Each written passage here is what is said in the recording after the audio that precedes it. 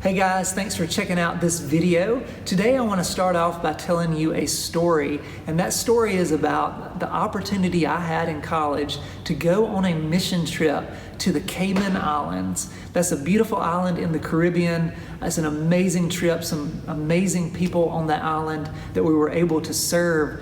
But one of the coolest things about the trip is we were able to stay at this huge house right on the ocean. It was beautiful, incredible place to stay while we were there for several days. But one of the things I noticed when I walked in the house is that there were these little statues everywhere, like little idols, like little Buddhas and stuff like that. And I didn't think a lot about it until later on in the week.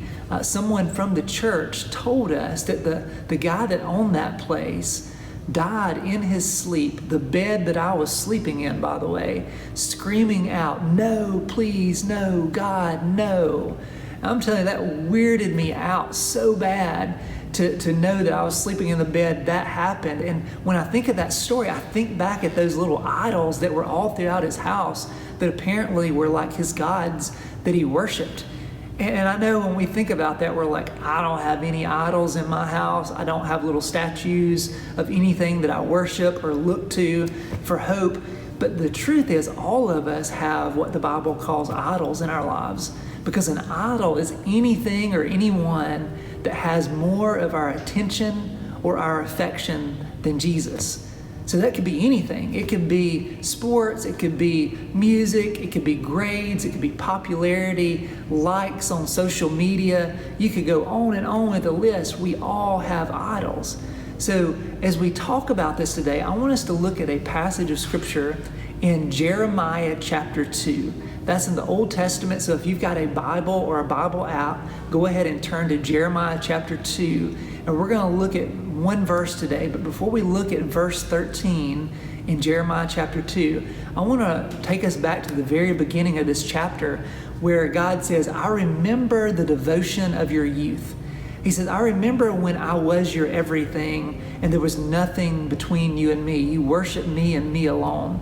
And they had a good reason to, because these people had been rescued from slavery in Egypt, and God had taken them through the Red Sea and parted the Red Sea so they could escape. He had come down and met with them and gave them the 10 Commandments on Mount Sinai. He had provided for them in the desert. He had done all these incredible things, but at some point they broke away and walked away from him.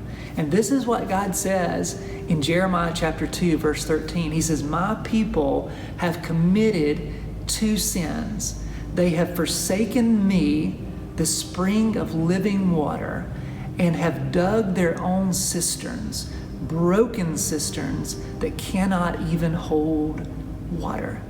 So here's the picture that Jesus used. Here's the image he paints. He says, "I am like a spring of living water, like a natural spring that always has fresh water flowing, that is always available to you." That's what God says he is for us. He is a spring of life, a spring of living water.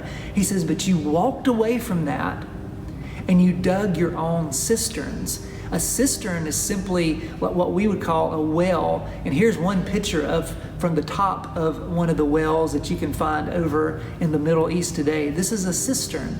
It's just simply a big hole that would gather water, because in that climate they didn't get a lot of water, so they had to save it whenever it did come. Here's the second picture, just so you can get an idea of how big some of them were. This is a huge cistern, and you can see the person down in the bottom of it, and you can just see how big it is. And can you imagine how long and how hard it was to dig those cisterns, those wells?